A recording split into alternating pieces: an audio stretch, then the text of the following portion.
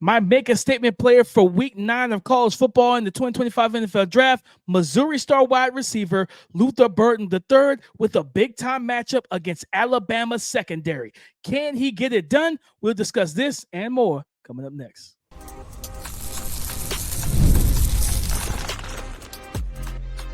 You are Locked On NFL Draft, your daily podcast covering the NFL Draft. Part of the Locked On Podcast Network, your team every day. What's up, Locked On family? Welcome back to the Locked On NFL Draft Podcast, your daily podcast covering your favorite draft prospects, part of the Locked On Podcast Network, your team every day. I'm your boy, Damian Parson. You can find and follow me on X at DP_NFL.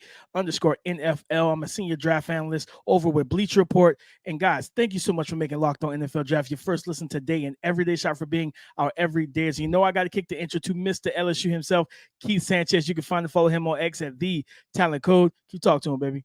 What's up, Locked On family? Let's get locked in. This is Keith Sanchez, 2019 national champion, man. And the other side to this dynamic duo that we like to call the Locked On NFL Draft Podcast, where we bring you championship level content each and every single podcast, man. I want to start this podcast off by saying what, man?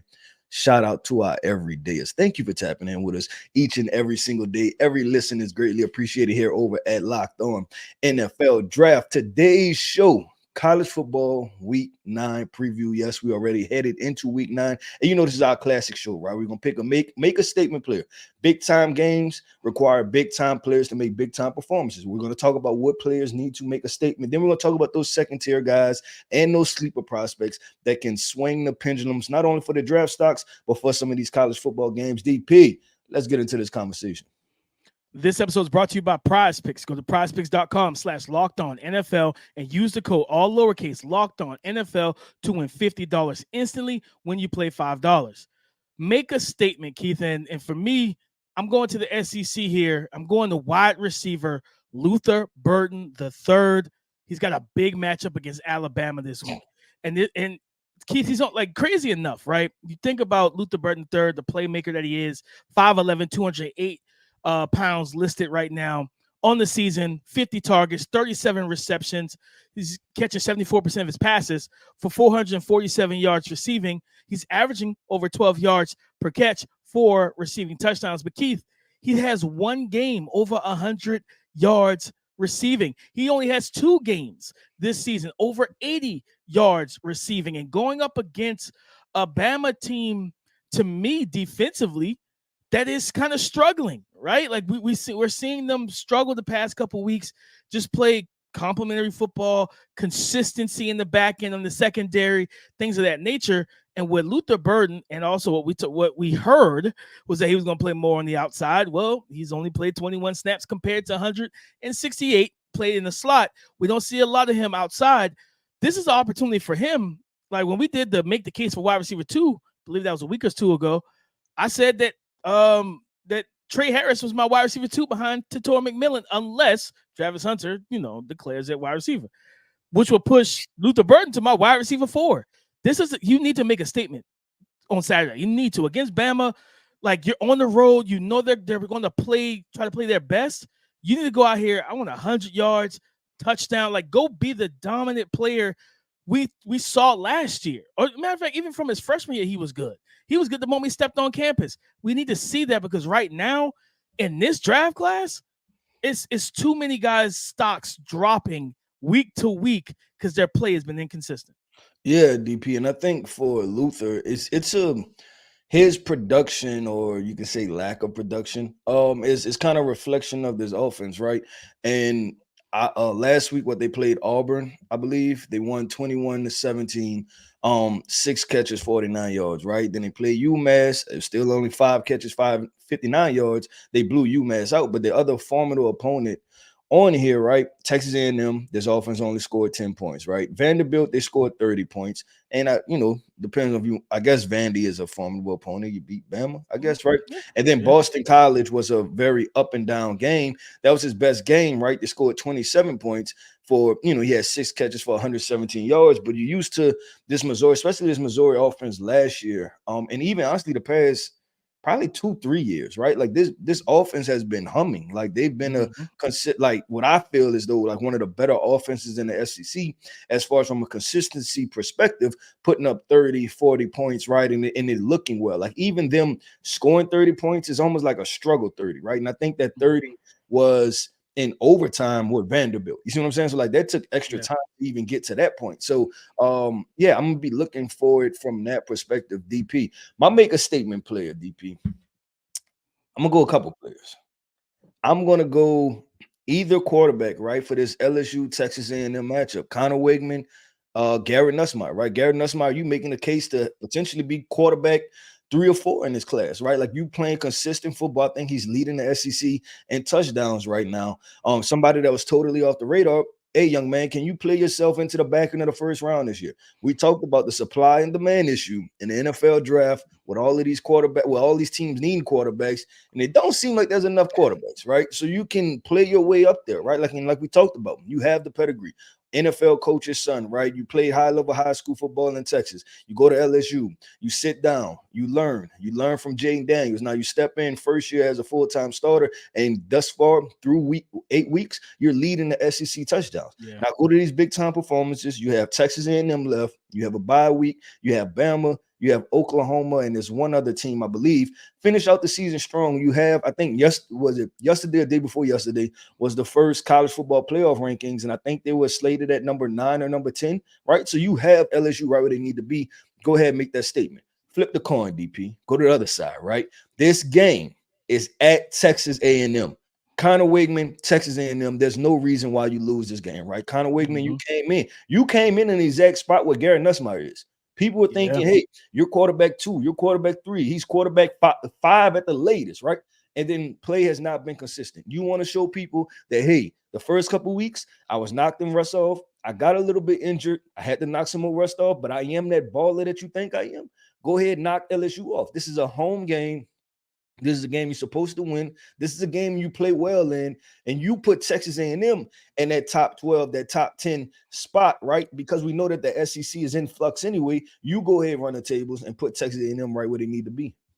No, I like both of those call-outs, Keith, simply because, again, when you look at what's this quarterback class, we talked about it. You got Cam Ward, Shedeur Sanders, tier 1 guys. That tier 2, there is a fall off right now just from how guys have played. Talent-wise, they're still talented quarterbacks, but their play has fallen off the cliff a little bit. Can they reclaim that greatness? They can. Still got plenty of ball left.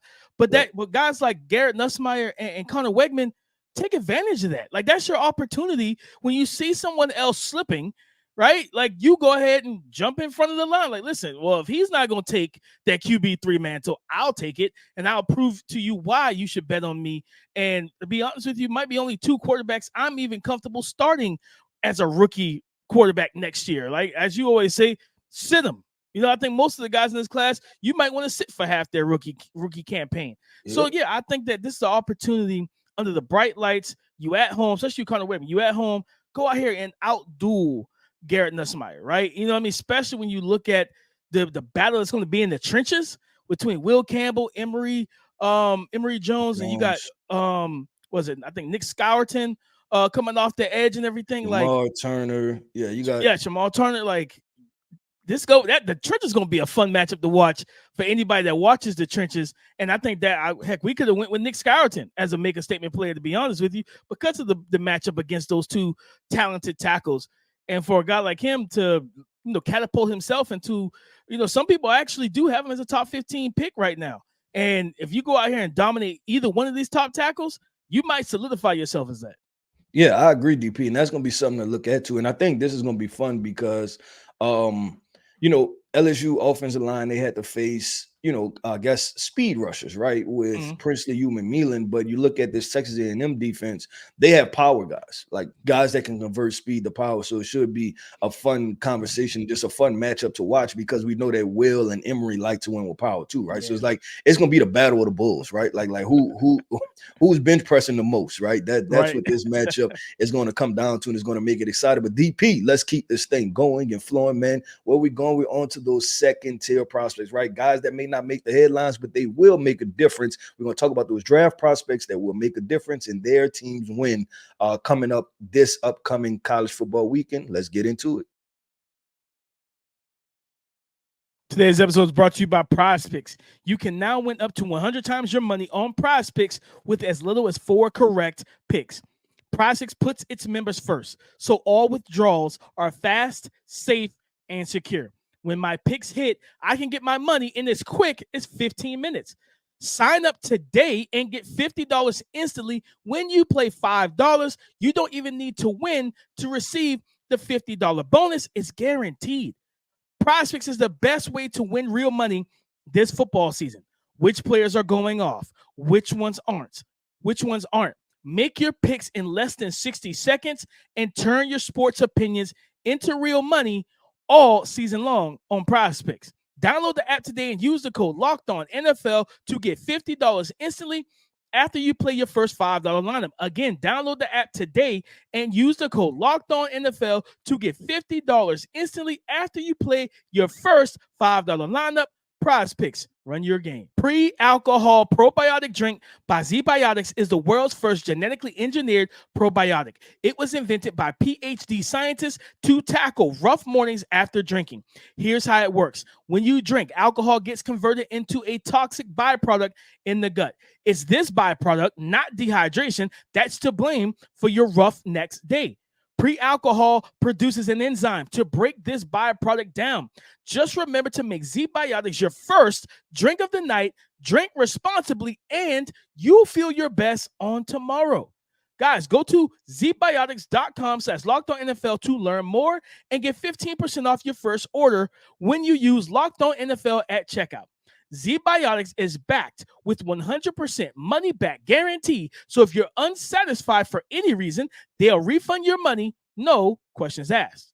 Remember to head to zbiotics.com/LockedOnNFL and use the code LockedOnNFL at checkout for 15% off. Second tier draft prospect for the 2025 NFL draft class that we need to watch in week 9. Keith, I got to go to another pass catcher. I'm flipping conferences. I'm going to the Big Ten, and I'm going to Oregon Ducks wide receiver, Evan Stewart. You know, and we talked about him. Literally, I'm telling you, Keith, we literally not called him out, but said, man, he wasn't producing. Quarterback wasn't getting on the ball. It was literally 2 weeks ago. We were like, maybe he should return to school. Well, it feels like they heard the pod, Keith. And they heard the pod and said, well, we got to get him going a little bit more, right? And the last 2 weeks, he's seen 12 targets. He's got 11 receptions, over 200 yards receiving and the touchdown. You know, against Ohio State, we know what he did. 7 for 8, 149, and a touchdown, averaging 21.3 yards per catch. Against Purdue, he was 4 for 4 Friday night, 96 yards receiving, over 24 yards per reception. And I think for him, they're going into a game they're hosting, if I remember correctly, I believe they're hosting Illinois. Illinois on the season, in terms of passing yards allowed, they've allowed 1,388 yards passing. They have 10, I believe it's 10 pass breakups, 8 interceptions on the season. They've allowed 8 passing touchdowns on the season. This is a tough defense to throw against. It's a tough defense in general, and they've been that for years now, right? And I think for him, this is an opportunity because for me, Keith, when I look at Evan Stewart, yes, Taz Johnson is that slot machine. He's the volume guy that Dylan Gabriel feels most comfortable targeting, but their biggest plays comes from Evan Stewart these past couple weeks. The deep ball against Denzel Burke. He had a deep ball against Purdue, and it's like, seeing Dylan Gabriel be more comfortable throwing down the field outside the numbers shows me that chemistry is getting there, and I want to see that continue in this game because I think Xavier Scott, who's a nickel corner from Illinois, he's a talented cornerback, sticky dude in coverage. I expect to see him on Tez Johnson, and this is a guy that can get his hands on the ball. He could be quick twitch, good footwork, and mechanics and technique. He might be able to limit if they're going straight up, but we know Oregon likes to do a lot of motion, get guys free releases and stuff like that. But I think this could be another big game for Evan Stewart. Yeah, I'll say this, DP.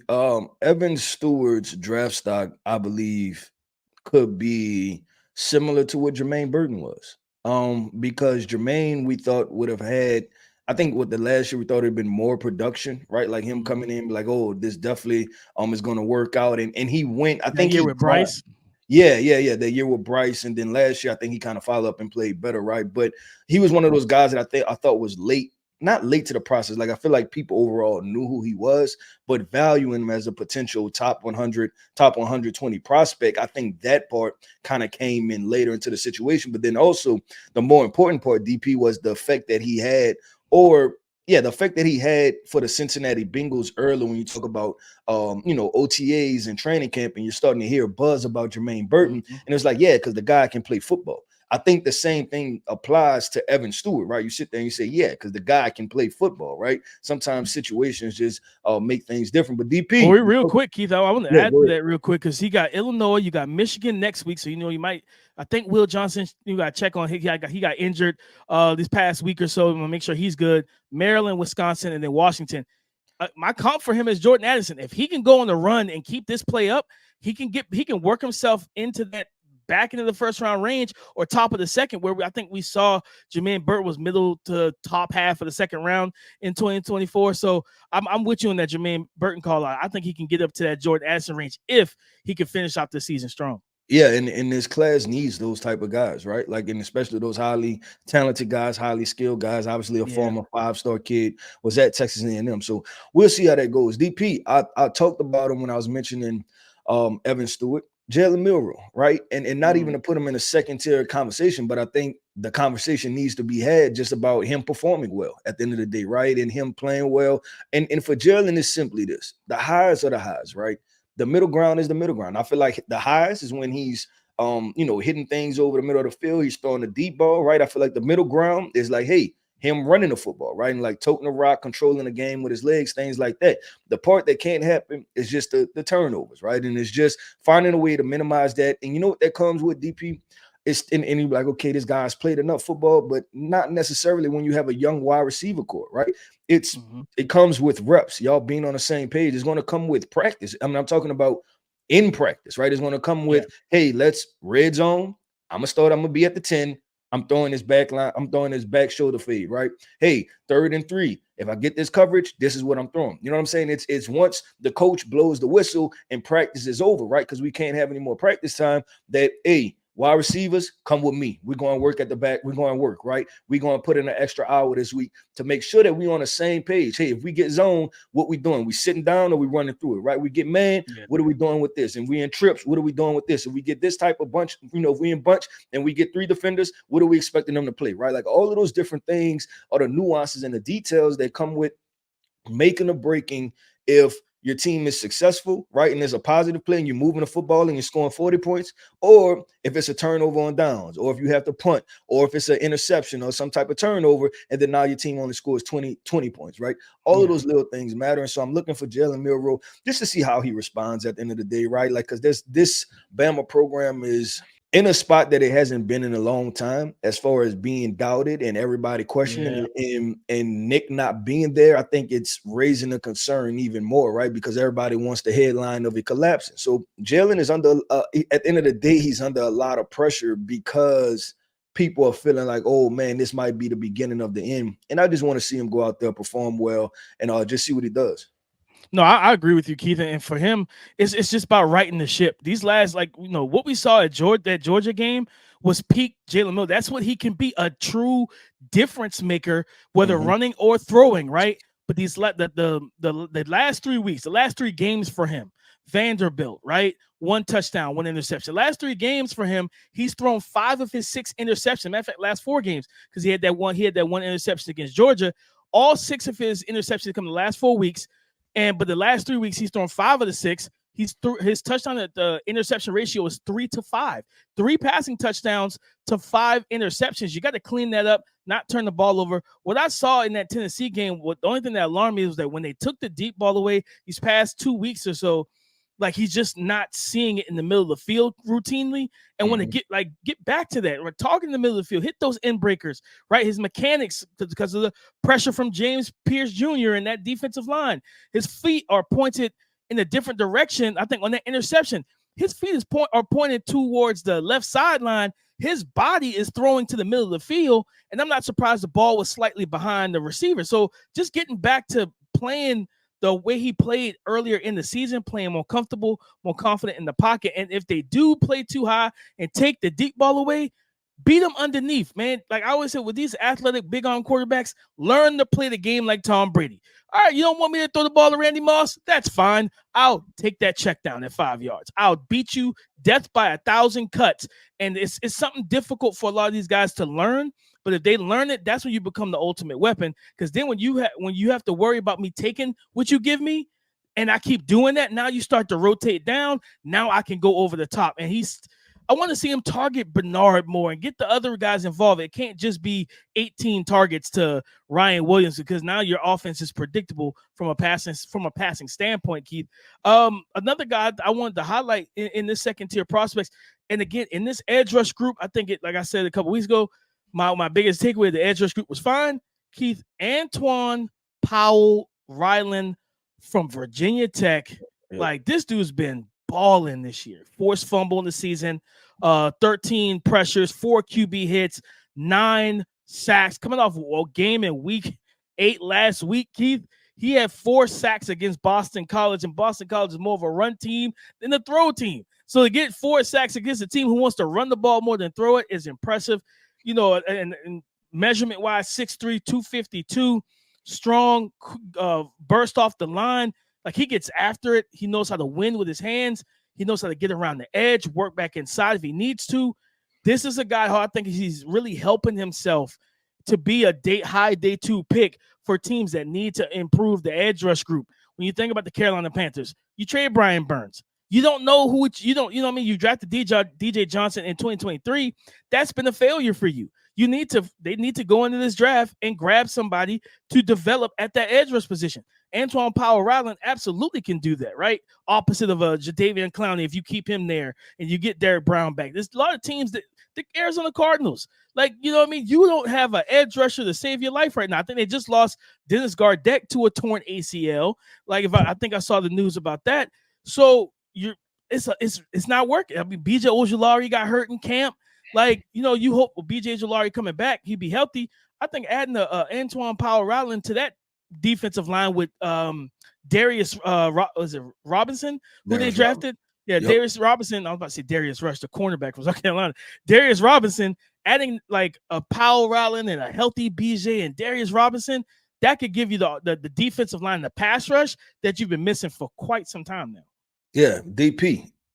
What's coming up next? Your alarm clock, baby. You get the sleeper prospects, and we get to have this conversation, right? We're gonna bring up some names and some names to definitely pay attention to, man, that are playing really good football, and like we say, that are flying under that radar. DP's gonna bring out the alarm clock, and we're gonna bring up those sleeper prospects that will make an impact in college football. Week 9 coming up next.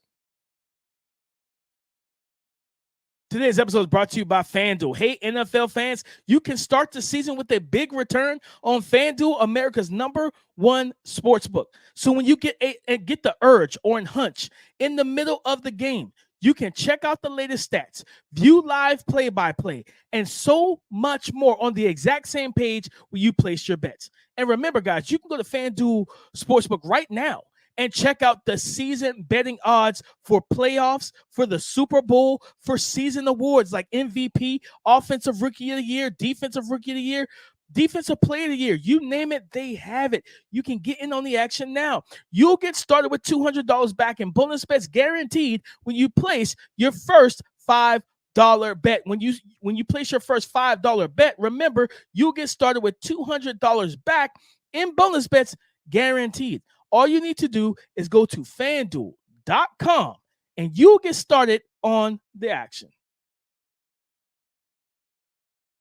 Thank you for making Locked On NFL Draft your first listen today and every day. Shout out for being our everydayers. Keith, I mentioned him in my game ball segment on Monday. I'm going back to it. Mario Anderson Jr., running back from Memphis, 5'9", 210. Crazy. I didn't realize he's from Somerville, South Carolina, so he's not too far from where I grew up. This young man is again, Memphis continues to churn out these running backs that can get it done at the next level. I think he's going to be the next one. Maybe a day 3 prospect, but still a guy that can get it done.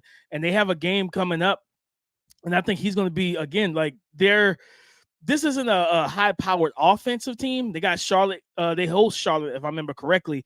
And I think there's an opportunity for him to just put up pad the stats, like put those numbers up, get the run game going, like let him do his thing, but also get him going in the passing game as well. And again, in the running back class, and we know how teams are. Yes, Jahmyr Gibbs has been great. Bijan's been good from that class. But these teams still don't like running backs. So those certain teams that feel like that and say, listen, man, can I find the next Austin Eckler? Yeah, you could. And I think Mario Anderson Jr. could absolutely be that guy. So that's one of my sleepers I think everybody needs to pay attention to. Memphis isn't the team that everybody really want to watch, but just when you get a chance, pop on the tape, pop on the TV. Let's see what Memphis is doing, because I'm pretty sure their offense is going to run through my guy Mario Anderson. Yeah, well, DP, my sleeper prospect, you better get to it quickly, man, because he plays tonight, right? Boston College plays, I believe, at Louisville. And I'm going with Boston College edge rusher Donovan Ezekariu. I have to get his name right. I'm going to, I think it's Ezeraku. I haven't get it. I'm gonna try to get it right. But pay attention. He's number 6 for Boston College. And I say this, I can't get the name right, DP, but I give him all the credit in the world. I think he's one of the most skilled edge rushers in this entire class, point blank period. Yeah. When I watched him, I was like, this guy could be a problem. And you mentioned a couple things, and you mentioned Arizona Cardinals, and you mentioned BJ Ojulari. I'm like, hey, why isn't this guy just as skilled as him? And I feel like they're probably going to come in very similar body type wise, because Donovan is listed at 6'2", 250 pounds. And I believe that BJ was very similar to that. Obviously, he was at LSU when I was assistant coach over there. So I'm looking at him, DP, because I think this guy has the goods. He looked like he has long arms. He looked like he can work his hands. He looked like he has speed to power conversions. He has good range, good change of direction. He can work counters. I like this guy a lot. So look for him tonight to be a potential game record, right? And make some things happen. And DP, I'm gonna keep going, man, and name up some more defensive prospects to pay attention to. And it's because they almost have to, right? And I'm looking at this Texas Vanderbilt game. Who would have ever thought that this would have been a ranked matchup, right? But Vanderbilt is ranked number 25, right? At the end of the day, in Texas, y'all are just coming from getting punched in the face at the end of the day. I'm looking at the defensive side for Texas, right? I'm looking at Jahdae Barron, right? The nickel hybrid corner. Makub, I believe he got injured, but I think he's going to play. I think he's going to play in the game. I'm looking at Andrew Makuba, right, for Texas, a safety nickel who we just mentioned off, right, in our segment earlier this week as far as guys that's playing good football. I'm looking at this defensive line. I'm looking at Alfred Collins, 6'5", on 280. I'm looking at Vernon Broughton. I'm looking at Barron Sorrell, the edge rusher. I'm looking at those 3 guys to be able to control the game, dominate the game. Y'all are all seasoned veterans. You cannot go and lose to Vanderbilt. Vanderbilt is excited. This game is at Vanderbilt. They say, you know what happened the last time a team walked in here that thought that they was hot stuff, one of those blue blood programs? We went and punched them in the mouth, right? And that was Alabama. So and we took the field goal all the way downtown. Yeah, I think they're trying to do it again, DP. I think they're trying to take the field goal again. It's funny, when I was at Oregon, and when Oregon beat Ohio State, right? The first thing that happened, because obviously the fans started rushing the field, but the first thing that happened, they had like 15 security guards surrounding the base of the goalpost, right? Just to try to protect. There's literally 15 security guards in a circle surrounding the base of the goalpost. Protect the goalpost at all costs. I love to see it, kid. I love to see it. I like taking it, right? I mean, come on, if it's a big time win, take the goalpost, right? Take the goalpost and go, because I'm all for it, man. The school have enough money. You know what I'm saying? Oh, yeah, they can easily replace a goalpost. It's not. They can figure that out. But Vanderbilt absolutely should take the goalpost. If you beat Texas as well, take it. I don't care how. Take it farther than you took it against Alabama, right? Yeah, that's 2 if you top 10 teams. Do it. You have to because you beat Texas and Bama, so you got to take it because we also beat Bama too. Don't even give it back. Like, just go plant it somewhere in somebody's yard or something. Just make it a new heirloom in their yard, their front yard.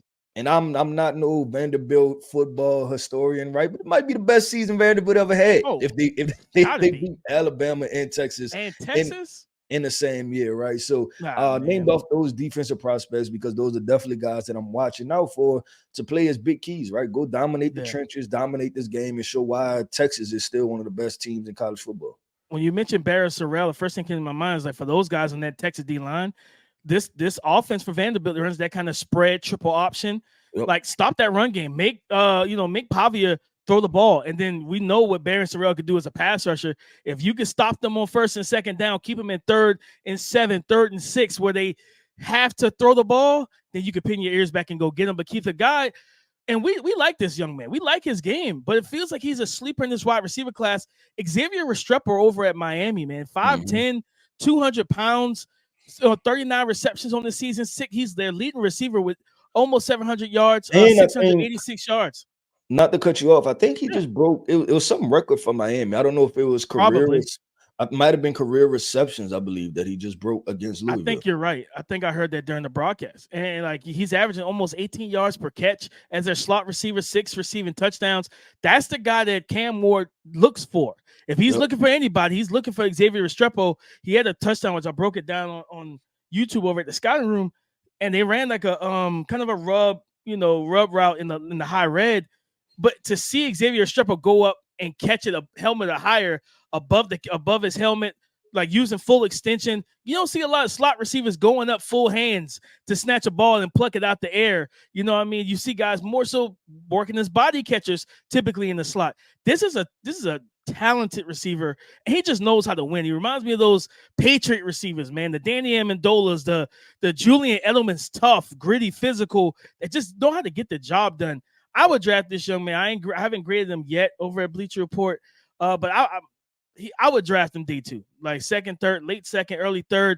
I would absolutely run that card. And you think about the Tank Dells, you think about the Josh Downs, he could fill that role in the NFL offense. Yeah, I agree with DP. That wraps up another episode, man, of the Locked On NFL Draft Podcast. I want to end this podcast off by saying shout out to our everydayers. Thank you for tapping in with us each and every single day, man. Listen, I am Keith Sanchez. You can find me on X at The Talent Code. That right there is my guy, my co-host, Mr. Damian Parson. And you can find him on X at DP_NFL. And like we like to say, man, y'all come talk to us because we like to talk back. Go subscribe and follow for free on YouTube. Wherever you listen to podcasts, get the latest episode as soon as it is available. Thank you for making Locked On NFL Draft your first listen today and every day. Shout for being our everydayers, guys. Have a great weekend. Get ready for us to come back on Monday morning with more content. You already know who are Coach DP and Coach K giving the game balls to on Monday. We don't know yet. We're gonna find out this weekend. So come and join the conversation again tomorrow on the Locked On Podcast Network. Your team every day.